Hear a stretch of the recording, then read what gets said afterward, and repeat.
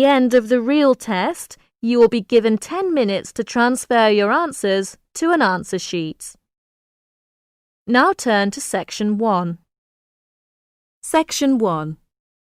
In Section 1, you will listen to an interview about the homestay program between a coordinator and 3 students. As you listen, fill in the missing information in the chart. If a student's experience in the first homestay is positive and very good, make 2 ticks. If it's okay, make 1 tick. If it's not good and there are negative feelings, make a cross. Look at the example and questions 1 to 8. Now you will hear the interview for Section 1 and fill in the form as you listen, because you will hear the recording once only. First, have another look at questions 1 to 8.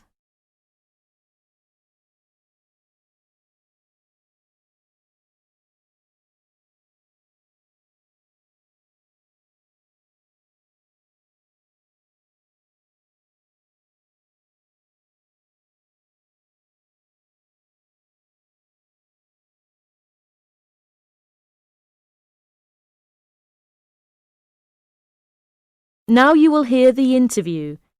Listen carefully and fill in the form. Hi, Fumi. Come in. How are things? Okay. Hi, Linda and Ali. How are you? Fine, thanks. Well, as I explained on the telephone, I'm a coordinator of the homestay program here at the Student Services section of the university, and I'm doing a survey on host families to help me draw up a guide for new students. So I'd be grateful if you could tell me about your own experience on the homestay program. Right. Good idea. Now, Fumi, let's start with you, okay? How long have you been staying with your host family? It's about 3 months now since I came from Japan. What do you like about your host family? Oh, they're very nice to me and give me freedom to do what I want. I feel quite safe there, just like at home. Do you like the food there? Yes, I love Canadian food. I always want to try new things. It sounds good. Is your experience a positive one for the homestay program? Yes, I think this homestay program is very good, and it really provides an opportunity for cultural exchange between Canadians and international students. Thank you, Fumi. We'll come back to you in a minute. Linda, I'd like to ask you some questions. You have been here for about 1.5 years, is that right? Actually, it's about 2 years since I left Beijing in 2003. What do you think about the program?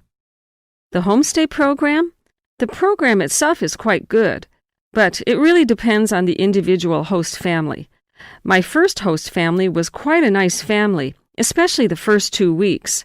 They took me to the bank, shopping center, and did many things for me, but I had a problem later.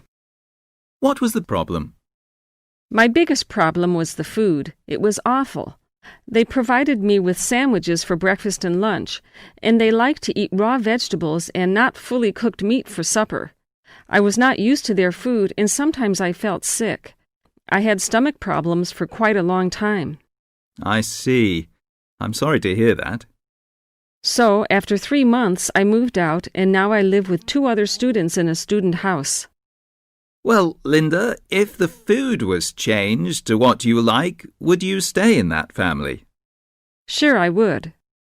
I see. What about you, Ali? You come from Japan? No, I come from Korea. I'm sorry. Ali, how long have you been in Canada? About 8 months. Do you enjoy staying here? Yes, it's a nice place and a very good college. What do you think about the homestay program? I quite agree with Linda. The program is good. The host family is different, and if you're lucky, you may get a good one. But the first one I stayed with was really terrible. Oh, I'm sorry to hear that. Could you tell me a little more about it? Yes, my first host parents seemed very busy.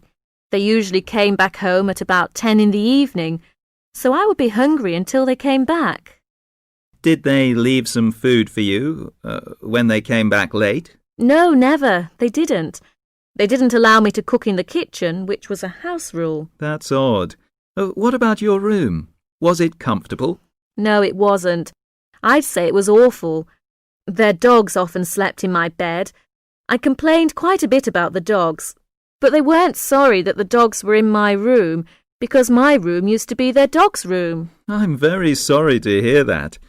Did you tell this to anyone in the office? Yes, I did. So I was moved out and changed to the host family where I stay now. Are you happy with the new host family now? Yes, I'm very happy now. They're nice and very considerate, and often help me with my homework. How about the food?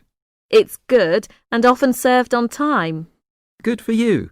Thank you very much.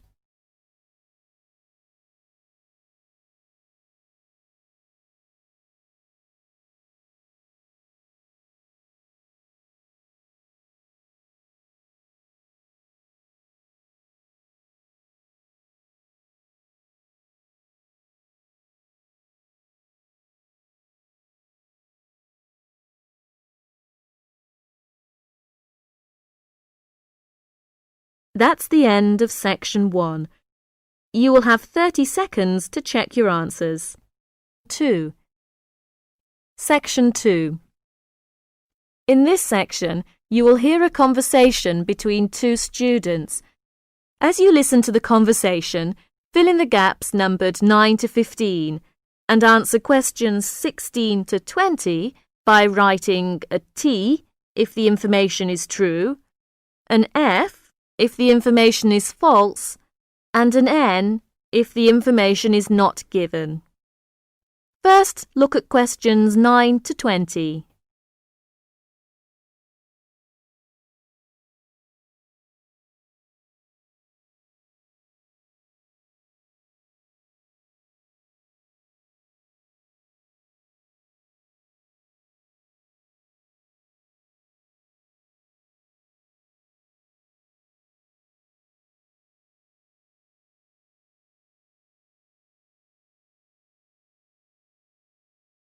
Now listen to the conversation and do questions 9 to 20. Hi, Marty. What did you think of the lecture? It was really good. I enjoyed it very much. By the way, how are you doing with your European Studies tutorial paper? Oh, good. I've just finished it, actually. I need to do something different tonight. What are you doing tonight? Would you like to go out with me? Oh, I'm sorry, I can't. I have to work late tonight. What for? Well, I have to finish my paper and prepare my presentation for tomorrow. Ah, I see. What's your presentation topic? Well, after some consideration, I decided to talk about Napoleon. Oh, that's an interesting topic. Napoleon is one of my favourite characters too. Have you got time for a cup of coffee? Can you tell me about it as a sort of practice? That would be great. Now, tell me about Napoleon. I know he used to be a French soldier, and very quickly he became Emperor of France. Do you know when he was born? Yes. He was born in 1769 on the island of Corsica, and when he was only 10 years old, his father sent him to a military school in France. Was he a brilliant student at school? No, he wasn't, but he excelled in mathematics and military science. And then, when he was 16 years old, he joined the French army. Oh, I didn't know he joined the army that young. His military career brought him fame, power and riches, but finally defeat. Napoleon became a general in the French army at the age of 24. Several years later, he became Emperor of the French Empire. Do you know when he became an emperor? Yes, on May the 18th, 1804, he became Emperor of France, and the coronation ceremony was held at Notre Dame on the 2nd of December. He was only 35 that year. He was really many things, but he was, first of all, a brilliant military leader. His soldiers were ready to die for him. Yes, he was really short too. Of course, Napoleon had so many military victories, so his size wasn't an issue. You're right. At one time, he controlled most of Europe. Yes, but at that time many countries, including England, Russia and Austria, fought fiercely against Napoleon. Right. His defeat came when he decided to attack Russia.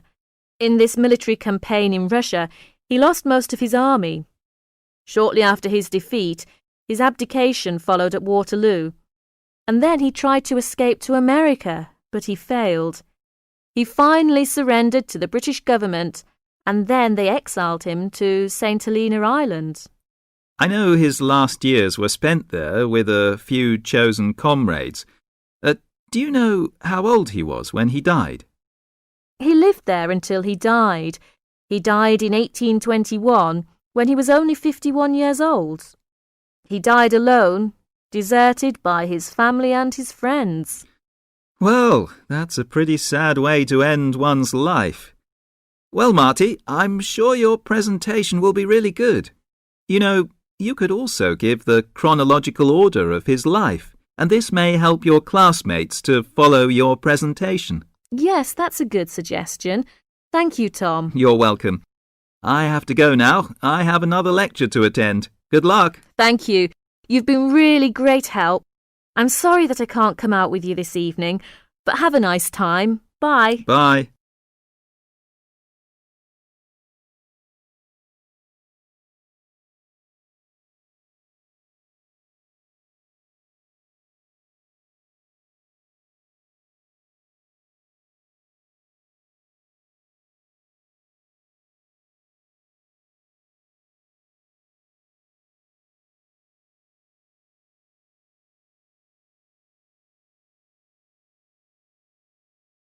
Section 3. In Section 3, you will hear a talk on ocean spills. As you listen to the talk, circle the appropriate letter for questions 21 to 23 and complete the statements numbered 24 to 30 by writing no more than 3 words in the spaces provided.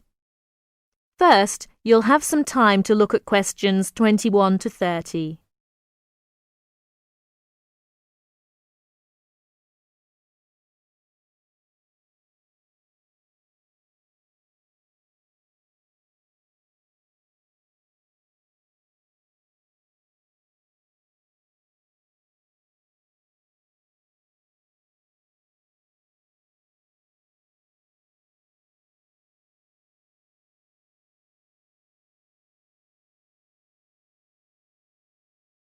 Now listen to the talk and do questions 21 to 30. Good morning, everyone. Today, I'll talk about unusual ocean spills that have occurred in the world's oceans. In November of 1992, people at beaches in Canada and Alaska noticed something strange. Blue turtles, red beavers, green frogs, and yellow ducks came bobbing toward them. They soon found out where the strange creatures were coming from. A ship from Hong Kong was on its way to Tacoma, Washington, when it was hit by a severe storm in the middle of the Pacific Ocean. During the storm, huge waves washed 12 containers overboard. Inside the containers were 29,000 plastic bath toys. One of the containers opened, and thousands of plastic bath toys spilled out and began to float across the Pacific Ocean. 10 months later, the first yellow ducks arrived on the North American shore. Beachcombers along the shore began to find the toys and reported them to local newspapers. But the people who were most excited by the plastic toys were the oceanographers. It gave them an opportunity to study ocean currents and winds. Oceanographers drop bottles into the ocean to study these things. But it would be too expensive to drop 29,000 bottles into the ocean at once. Imagine the value of studying the plastic ducks and frogs. This gave some interesting information to the oceanographers. The first toys were picked up in Sitka, Alaska, 10 months after they were washed off the ship. Some headed back into the North Pacific, while others drifted around the Arctic Ocean and headed for the North Atlantic. Many of the toys were swept northeast by the wind and were frozen in the ice of the Bering Sea. They're expected to cross the North Pole and float on down to the British Isles. This reminds me of another unusual ocean spill. In 1990, a ship travelling to the west coast of the United States from Korea was caught in a severe storm. The waves swept 21 containers of Nike shoes into the water. Scientists estimate that about 80,000 running, jogging and hiking shoes, 40,000 pairs of shoes, to you and me, hit the water at once. The shoes were for men, women and children. About 6 months later, people at beaches from Oregon to British Columbia began to find running shoes washed ashore. By the end of the year, Washington newspapers reported people finding hundreds of shoes. In Seattle, thousands of shoes floated to shore. Since the shoes were not attached, they arrived one at a time. The shoes were dirty, but after they were washed, they were still in good condition. People set up exchanges to find matches for their shoes. Oceanographers studied the information to learn more about the ocean. Some Nike shoes reached Hawaii, others went to the Philippines and Japan. According to the scientists, some of the shoes are on a trip around the world and should end up back in Washington and Oregon. Can you believe it? Many pairs of running shoes, as well as plastic ducks and frogs, are still on their ocean journey. So if you go to a beach anywhere in the world, don't be surprised if you see a green plastic frog or a woman's size 7 jogging shoe bobbing toward you. So keep your eyes out, so you may find free bath toys and even a new pair of shoes. Thank you for attending my lecture. That is the end of section 3.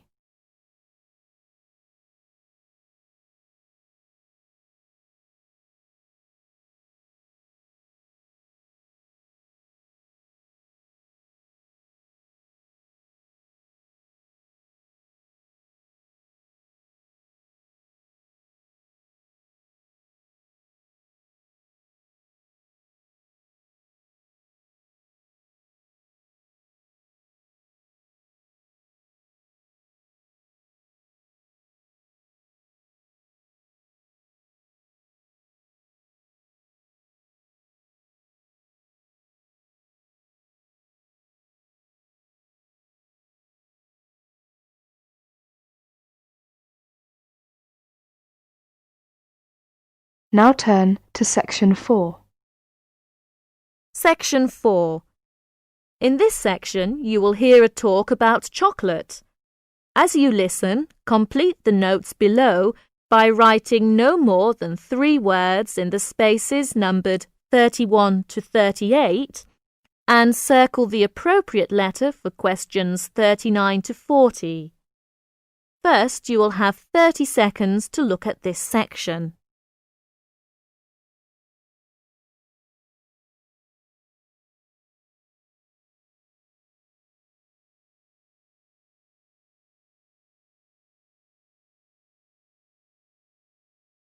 Now listen to the talk and do questions 31 to 40.